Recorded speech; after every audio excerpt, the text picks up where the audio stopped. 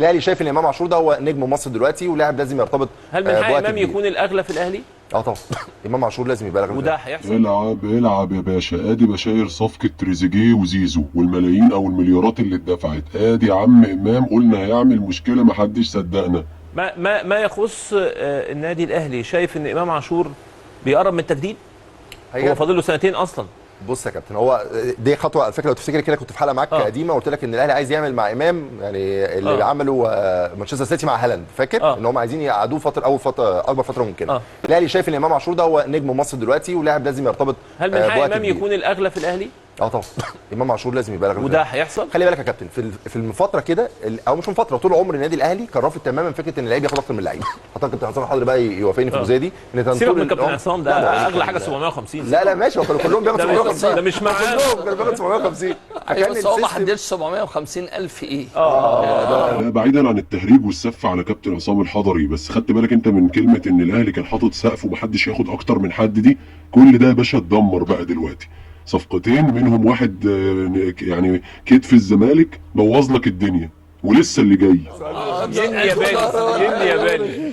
فكان السيستم في الاهلي يا كابتن ان كله بياخد ارقام محدده. لما جه كابتن رمضان في الحقبه اللي فاتت قال لك لا ما ينفعش كده. طب حاليا مين اغلى لاعب في الاهلي؟ ما هو بص يا كابتن، قبل المرحله الاخيره دي وقبل التعاقدات الاخيره كان اغلى لعيب كان حسين الشحات بعد ما جدد، كان لسه مش على فكره، لسه ما جددش. وكان امام عاشور بعد ما انتقل للنادي. وحاليا دلوقتي زيزو، امام عاشور، بس لسه هيزيد كمان يعني زي ما يوصل لزيزو. تريزيجيه طبعا، يعني زيزو وتريزيجيه هم اعلى اثنين لعيبه، وبن شرقي لو هنحسبه يعني الفئه هتبقى زيزو امام وتريزيجيه. ايوه والشناوي لما مد عقده وعدل عقده. انا ما بحسبش دلوقتي اللعيبه الاجانب حسبه مختلفه، لان هم بنتكلم عن المصريين. اللعيبه المصريين زيزو، تريزيجيه، امام عاشور، دول دلوقتي اعلى ثلاثه لعيبه في الاهلي دلوقتي. بص يا باشا، هي ارزاق، ربنا يرزق الناس كلها وكل الناس بص تبقى مبسوطه والكلام ده كله، بس مش على قفا غيرنا يعني دلوقتي اعلى ثلاثه لعيبه في الاهلي او في مصر عموما زيزو وتريزيجيه وبن شرقي. طيب يا باشا، هل انت بتسدد ضرايبك زي ما بيقول الكتاب، زي ما هي المفروض تدفع فعلا على اللعيبه اللي بتاخد مليارات دي؟ الله اعلم، ده سؤال انا بساله، يعني مش اتهام لاي حد، بس ده سؤال. هل في جهه رقابيه ممكن تحاسب حد اتسبب ان هو يعلي ارقام اللعيبه؟ مفيش لاعب في مصر يسوى اكتر من 5 6 مليون جنيه، 10 مليون جنيه بالكتير، لانه مش بيطلع نار من بقه. انت مش بتلعب في ليفل مثلا في كريستيانو رونالدو او ميسي او لعيبه زي مبابي مثلا او هالاند او الناس دي. امال انت محمد صلاح او مرموش هتعمل فينا ايه؟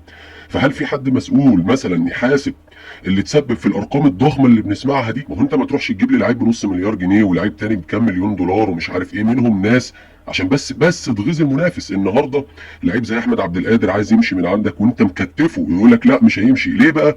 هيقول لك اصل المقابل المادي، اصل مش عارف ايه. لا يا باشا، هي مش مقابل مادي، انت مش عايز او انت خايف قلقان انه يروح الزمالك. فانت يعني شايف انت بتعمل ايه؟ يعني انت بس كل همك انك تكايد في الفريق الثاني، تدفع مليارات عشان تكايد في الفريق الثاني. يا باشا الفلوس دي انت بتلاقيها في الارض، طب مين بيحاسبك؟ طيب انا اتمنى ان الفتره الجايه يكون فيها حساب ويكون فيها بقى ايه، بص تعالى يا باشا، انت جبت ده منين؟ صرفته في ايه؟ اللعيب ده اداك الناتج اللي المفروض انت يستاهل انك تدفع فيه المبلغ ده كله. طيب لما تيجي تبيعه هل هتكسب فيه ولا هتخسر؟ طيب عمر الساعي اللي انت جبته ده فين الفلوس دي راحت فين؟ بعته بكام وكسبت فيه ايه؟ نفس النظام احمد رضا اللي انت جبته من بتروجيت ودلوقتي راح زد، اتدفع فيه قد ايه وانت كنت جايبه بكام؟ ويا عم مش عليك لوحدك، والله عليك وعلينا وعلى الكل، على الكل، عشان يبقى ايه؟ عشان يبقى مسابقه عادله، وعشان تبقى مسابقه ليها شكل قدام العالم، عشان نبقى ناس عادلين او بنحاول نطبق العدل ونشتغل بما يرضي الله عشان نتقدم شويه. ربنا يهدينا جميعا. نسيت اقول لك، امام لعيب جامد وكل حاجه، بس مش بيطلع نار من بقه يعني عشان تديله مثلا ارقام خزعبليه زي اللي بتتسمع دي، ولا هو ولا زيزو ولا بن شرقي والله.